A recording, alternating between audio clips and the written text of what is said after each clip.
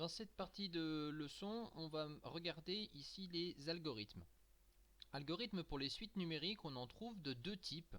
On a les algorithmes avec des boucles tant que, qui ont pour but de savoir quand est-ce que la suite va franchir un certain seuil. Et donc, tant que le seuil n'est pas atteint, on continue de faire les calculs. Alors c'est quelque chose d'un peu particulier ces boucles-là, parce qu'on ne sait pas à l'avance quand est-ce qu'on va s'arrêter, puisque c'est justement ça qu'on cherche, quand est-ce qu'on dépasse une certaine valeur. Et ça peut avoir un petit défaut aussi en programmation, c'est que si on ne sait pas quand est-ce qu'on s'arrête, il faut quand même qu'on soit sûr qu'on s'arrêtera un jour. Donc il faudrait aussi regarder l'étude générale de la suite, connaître sa limite, etc. Donc ça, on en parlera un peu après. Sur la boucle tant que, on va faire une programmation avec soit la forme explicite, soit la formule de récurrence, ça dépend ce que donne l'énoncé. Et on va retrouver dans l'algorithme au départ des initialisations, sur qu'on utilise n et u deux nombres, alors n pour le rang et u pour la valeur atteinte, et on va donner des valeurs de départ. Ça, c'est ce qu'on va marquer dans la calculatrice pour pouvoir ensuite suivre le tableau de contrôle. Donc on me dit que n est un nombre, u est un nombre, n démarre à 0, donc le rang initial sera le rang 0, et u prend la valeur 15, u0 vaut 15. Ça, je vais le mettre sur la calculatrice. Je vais utiliser une TI sur ce premier exemple et j'utiliserai la Casio pour le deuxième. Menu, je me mets en mode, je me mets dans les suites. Y égale, je saisis les paramètres de l'énoncé. Le rang initial 0. La valeur initiale 15. Et formule de calcul pour U. Alors si on est sur une récurrence, c'est la nouvelle valeur est calculée avec l'ancienne plus 3. Donc la valeur de rang n, elle est calculée avec la valeur du rang précédent, n-1, plus 3.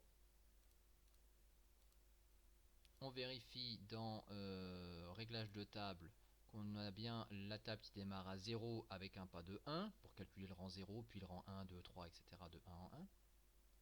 Et on va afficher la table. Donc ça, en fait, c'est ce que l'on doit écrire dans son tableau de contrôle. Alors voilà comment on procède.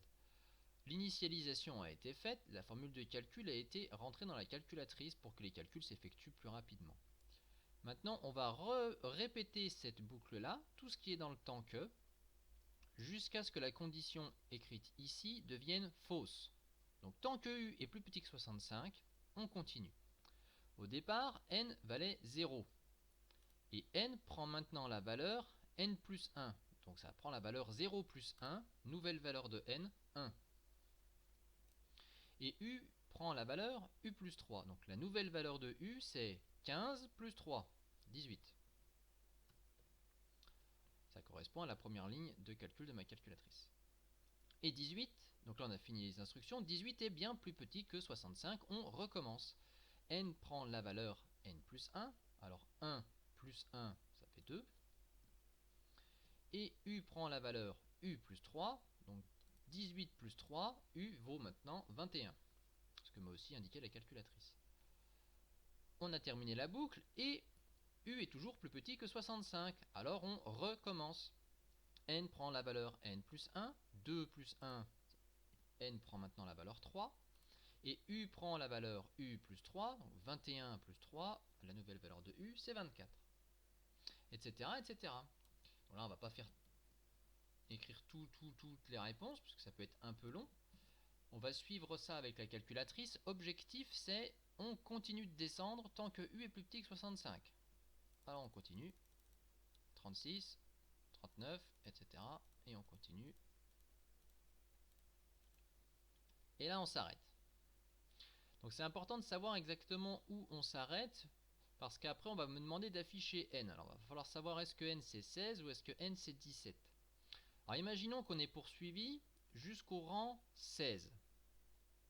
Quand on arrive au rang 16, donc n plus 1, le précédent c'était 15, 15 plus 1 devient 16. La valeur de U16, c'est la valeur de U15 plus 3. Donc 60 plus 3 fait bien 63. Et à ce stade, U est toujours plus petit que 65. Donc, on recommence encore une fois. N prend la valeur n plus 1, 16 plus 1 fait 17.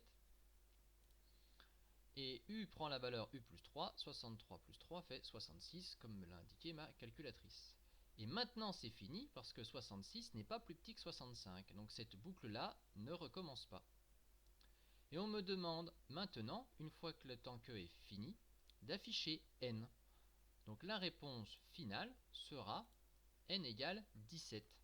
En jaune.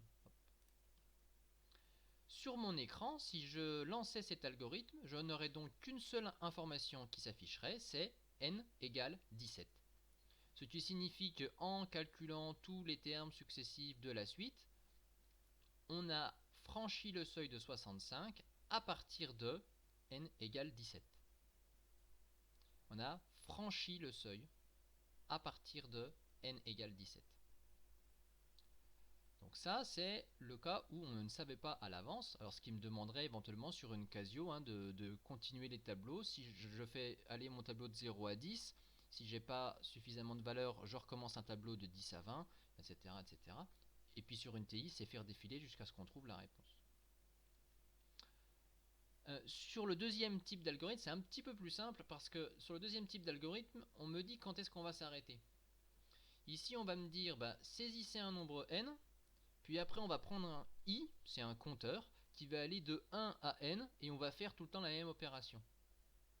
Donc dans ce cas-là, en fait, je sais combien de fois, parce que c'est moi qui choisis, combien de fois je vais reproduire les opérations. Et puis pour un rang qui va de 1 en 1, en démarrant à 1 et en allant jusqu'à n, on va reproduire les mêmes opérations. Ici, pour l'exemple du cours, je suggérais de prendre n égale 5, ce qui signifie qu'on va reproduire 5 fois les mêmes opérations. Et l'opération, c'est U prend la valeur U plus 3. Donc à chaque étape, on prend la valeur actuelle de U et on rajoute 3. Alors 15 plus 3, 18, 18 plus 3, 21, 21 plus 3, etc. etc. Et on sait à l'avance quand est-ce qu'on va s'arrêter. On va s'arrêter au nombre n qui apparaît dans la boucle pour. Donc on va s'arrêter ici. Alors sur une Casio, je vais aller dans le menu des suites. Je vais avoir ma formule de récurrence à saisir. Donc, la valeur suivante, je la calcule à partir de la valeur actuelle plus 3. La valeur actuelle AN plus 3. Dans les réglages, mon rang initial c'est 0. Je sais que mon rang final sera 5 parce que c'est moi qui vais choisir n égale 5 ici. Et puis il faut que je rentre aussi la valeur initiale qui était 15 ici. Et normalement, on récupère à l'écran le tableau qui nous sert à faire le tableau de contrôle de l'algorithme. Donc ici, on sait que les valeurs finales seront 5 pour le petit compteur i, donc c'est la valeur du n qu'on a choisi, et puis 30 pour la valeur de u. Alors attention par rapport à l'algorithme précédent, cette fois-ci le affiché n, il est à l'intérieur de la boucle pour. Je remontre une fois la petite subtilité. Tout à l'heure, on faisait les calculs d'abord et on affichait quand la boucle était finie. Donc on n'affiche qu'une seule fois à la fin. Ici, j'ai montré donc une variante à l'intérieur de cet algorithme. C'est que le affiché est à l'intérieur de la boucle pour. Ça veut dire qu'on va afficher la valeur à chaque fois. Ça veut dire ici qu'après une initialisation à U prend la valeur 15, on fait un tour. Donc premier tour, I vaut 1. U vaut 18, on affiche U. Puis I passe au suivant, I prend maintenant la valeur 2, on calcule U, on trouve 21, on affiche U. Puis I va prendre la valeur suivante, 3, on calcule, on trouve 24, on affiche U. Et ça continue comme ça, U va être affiché à chaque passage dans la boucle. Alors quel est l'intérêt? L'intérêt est que pour une boucle pour, on sait où on s'arrête. Donc en faisant les affichages à chaque passage, on va récupérer la liste de toutes les valeurs prises par la suite. Donc ça, c'est plutôt ça qu'on va avoir dans les boucles pour, c'est ce qui nous intéresse, avoir toutes les valeurs successives. Tandis que pour un tant que, ça ne nous intéresse pas forcément d'avoir la liste de toutes les valeurs successives. Ce qui nous intéresse, c'est surtout de savoir quand est-ce qu'on s'arrête. C'est pour ça que le fichier n est à l'extérieur. Voilà.